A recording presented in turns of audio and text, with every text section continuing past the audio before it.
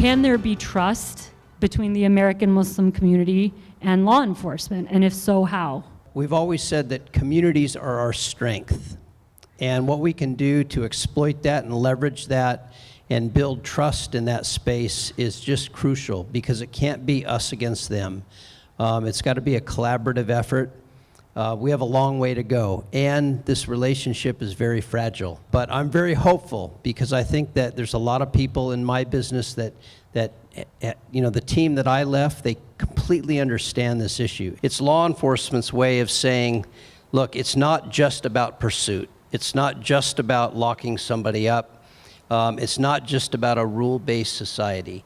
It's about this balance between a care-based approach and a law, the rule of law-based approach, and to show that we are part of the community, we care about the community, we want the community's input, and we want the community to be engaged with us in this problem-solving approach, so that it just doesn't become a rule-based centered, you know, method for cops to do their work. Thank you, Mike. Jody, let me turn it to you and see if you have any thoughts on kind of what Mike has said, especially any comparatives to the work you've done on the criminal justice system and prosecution and relationships with law enforcement.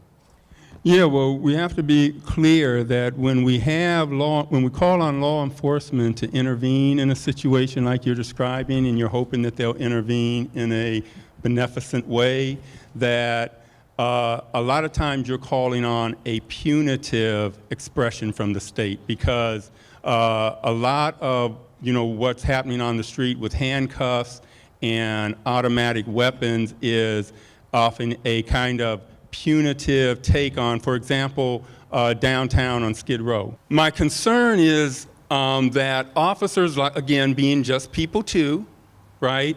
A lot of people think that it is okay to profile people if there's a statistically rational basis for the profiling, right? Do we start by looking at these people through a lens of security or through a lens of civil rights? Where do we start? You know, and why not? We too often don't start with the lens of civil rights, you know, with the constitutionally protected, I have a right to be treated as an individual and not profiled, for example, right?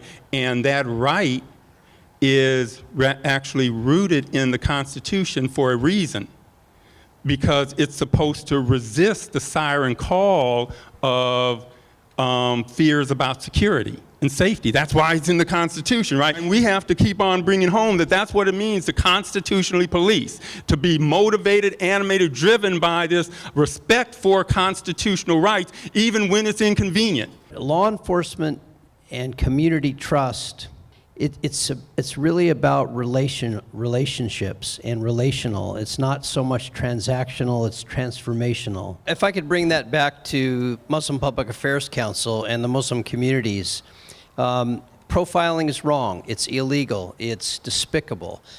But what we've always talked about with, for example, the suspicious activity reporting campaign, you know, when we first came out the campaign, many people in the community were up in arms about this. You're profiling us, you know, it's about what we're wearing, it's about what we believe in, it's about how we look. And so we actually gave the whole campaign and program to MPAC. Aziza Hassan, Salam al-Mariyati, there was a whole team there that looked at it. They critiqued it. They said, look, we don't like this part of it. This is what you could do better. We adopted, I think, 98% of the recommendations, and we published it. We turned it into a special order. Always remember that this is our strength. You are our strength. All the communities throughout our country are our strength, and never let anybody demonize or isolate or silo any community, because this is your right to speak out. And as much as possible, I would engage in organizations outside of what you normally do. Join the chambers of commerce, join the neighborhood watch groups, join the police advisory boards, get on commissions. The strength of our country is not that. The strength of our country is this diversity that we have, and we should appreciate the food, the fashion, the beliefs, the cultures, the lifestyles, and find ways so our youth can also see that and appreciate that. I think that we have an opportunity to be a model for the rest of the world if we get it right.